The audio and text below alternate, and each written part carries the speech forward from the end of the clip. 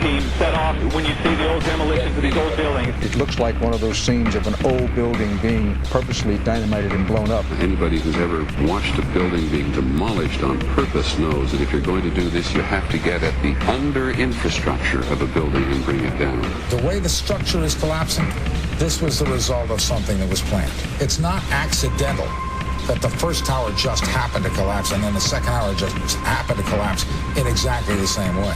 How they accomplished this, we don't know. The building collapsed to dust. You don't find a desk. You don't find a chair.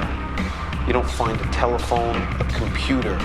The biggest piece of a telephone I found was half of the keypad, and it was about this big. What happened to the concrete? The concrete was pulverized from river to river. There was dust powder 2-3 inches thick. The concrete was just pulverized. In addition to those pictures we've all seen too much on television before, when a building was deliberately destroyed by well-placed dynamite to knock it down. If they had detonated, they were planned to take down a building. Boom, boom, boom, boom, boom. I heard a second explosion. There was a heavy-duty explosion. Then there was some secondary explosions and then subsequent collapses. An explosion blew and it knocked everybody over. To me, it sounded like an explosion. It sounded like gunfire. Bang, bang, bang, bang, bang. And then all of a sudden, 3 big explosions. We heard a big explosion coming down. And then the entire top of the building just blew up. We saw some kind of explosion. By the force of the explosions. Big explosion. Blew it back into the 8th floor. Then we get to the lobby. This is a big explosion. The lobby looked as though a bomb had exploded there. A huge explosion now raining debris. It's been a huge explosion. Huge explosion that we all heard and felt. We just witnessed some kind of follow-up explosion. We heard a very loud blast, an explosion. And a secondary explosion at Tower 1 camp. That is another bomb going off. He thinks that there were actually devices that were planted in the building. Planted in the building.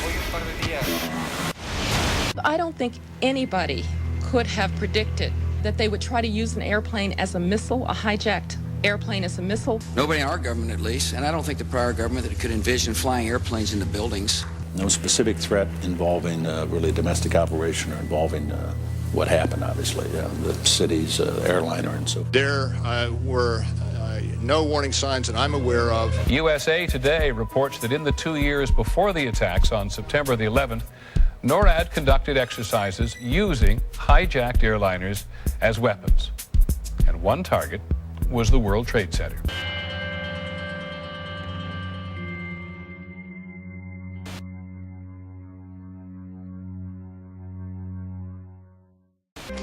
In confidential documents from the Philippines obtained by CNN, the plan was clear. He will board any American commercial aircraft, control its cockpit, and dive it at the CIA headquarters. Other buildings targeted the Pentagon and the World Trade Center. Security in counterterrorism was blinking red, in the words of George Tenet, that the warnings of an imminent attack were so severe that something dramatic should have been done. It was unparalleled. Instead, our president went on a month-long vacation.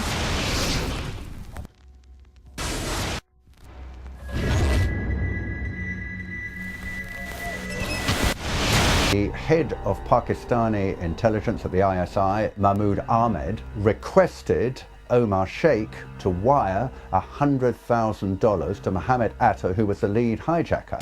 Hijacker Mohammed Atta received wire transfers via Pakistan. The man sending the money to Atta is believed to be Ahmed Umar Saeed Sheikh. Omar Sheikh admitted he was supported by the Pakistan government's intelligence service, the ISI.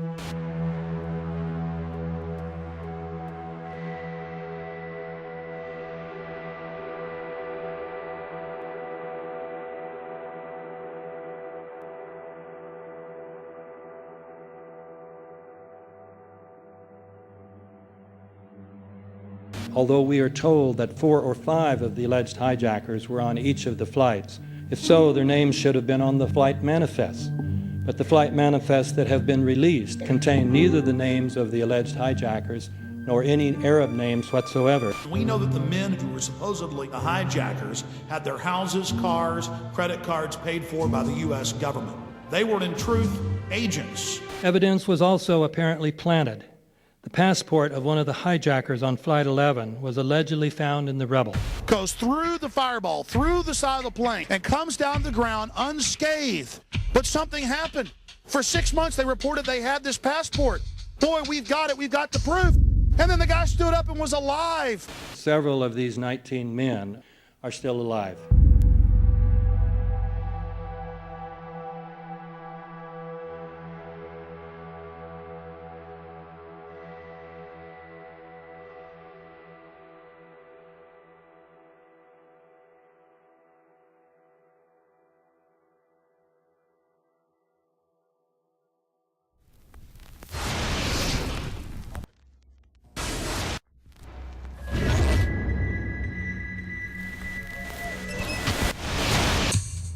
Of course we're after Saddam Hussein, bin Laden. He's January 2001, the Bush administration orders the FBI and intelligence agencies to back off investigations involving the bin Laden family, including 2 of Osama bin Laden's relatives, who were living, guess where, in Falls Church, Virginia, right next to CIA headquarters. When he was already America's most wanted criminal, he reportedly spent 2 weeks in the American hospital in Dubai, was treated by an American doctor, and visited by the local CIA agent.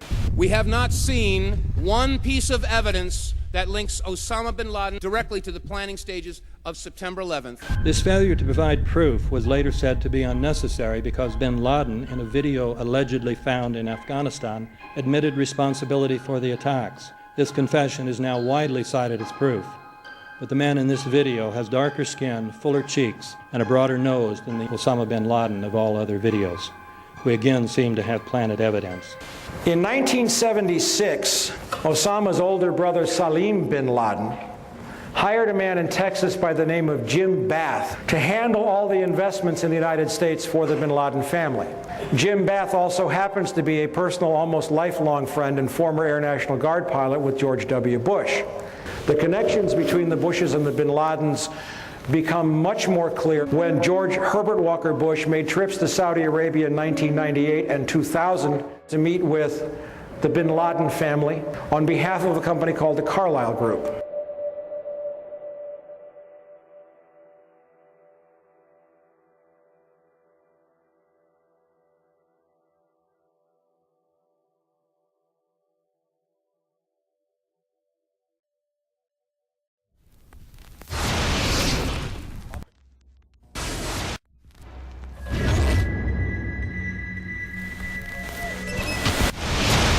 How could anyone fly a 60-ton, 125-foot wide, 44-foot tall plane through this obstacle course? The aircraft, before striking the Pentagon, reportedly executed a 270-degree downward spiral, and yet Hani Hanjour was known as a terrible pilot who could not safely fly even a small plane.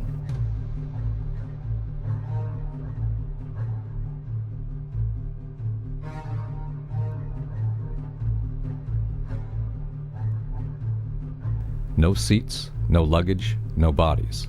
Nothing but bricks and limestone. The official explanation is that the intense heat from the jet fuel vaporized the entire plane. Flight 77 had 2 Rolls-Royce engines made of steel and titanium alloy and weigh 6 tons each. It is scientifically impossible that 12 tons of steel and titanium was vaporized by jet fuel. We're also told that the bodies were able to be identified either by their fingerprints or by the DNA. So what kind of fire can vaporize aluminum and tempered steel and yet leave human bodies intact? From my close-up inspection, there's no evidence of a plane having crashed anywhere near the Pentagon. And as I said, the only pieces left that you can see are small enough that you could pick up in your hand.